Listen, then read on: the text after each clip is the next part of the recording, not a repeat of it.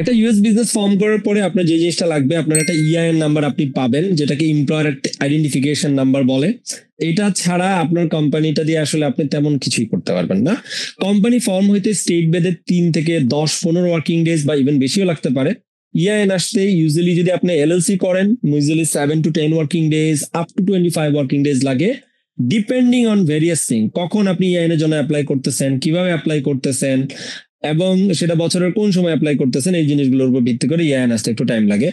আইটিআইন আপনার দরকার হইতে পারে, এটা individual tax identification number. Exclusively আমরা যারা পার্সোনাল ট্যাক্স ফাইল করতে চাই আমেরিকাতে, আমাদের একটা ট্যাক্স প্রোফাইল ক্রিয়েট করতে চাই, অথবা আমরা বিভিন্ন পেমেন্ট গেটওয়েজ বা বিভিন্ন জায়গাতে অনেক সময় আইটিন এর রিকোয়ারমেন্ট থাকে।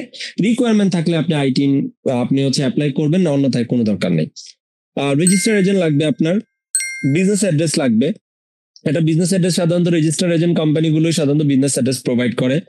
যাদের অনেকের রিসার্চ সার্টিফিকেট লাগতে পারে, হাই রিস্ক মার্চেন্ট অ্যাকাউন্ট যদি কারো দরকার হতে পারে, কারো লিজ এগ্রিমেন্ট লাগতে পারে, ডিপেন্ড অন দ্য বিজনেস। অনেক জায়গাতে যেমন অ্যামাজনের ক্ষেত্রে অনেক সময় লিজ এগ্রিমেন্ট চায় ইদানিং, অথবা কোনো মার্কেট প্লেসে চায়, কোনো জায়গাতে চায়, সব জায়গায় চায় না। যেখানে চায় না কোনো দরকার নাই, যেখানে চাইবে সেখানে আপনি এটা অ্যাডিশনালি ইস্যু করতে পারেন।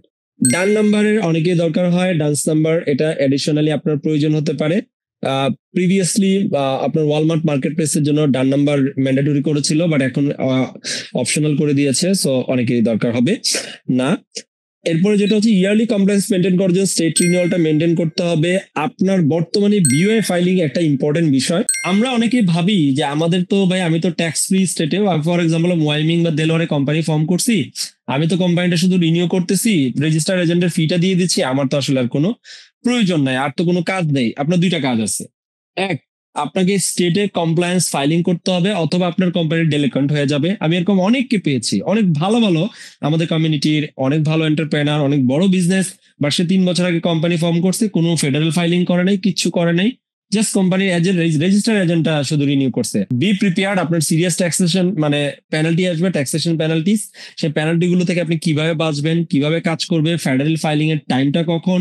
বাট মুভিং ফরওয়ার্ড, দুইটা ইম্পর্টেন্ট পয়েন্ট, আপনি যেই মাসে কোম্পানি ফর্ম করছেন সেম মান্থে বা তার নেক্সট মান্থে স্টেট ফাইলিং এর রিকোয়ারমেন্ট থাকে, ম্যান্ডেটরি আপনাকে করতে হবে।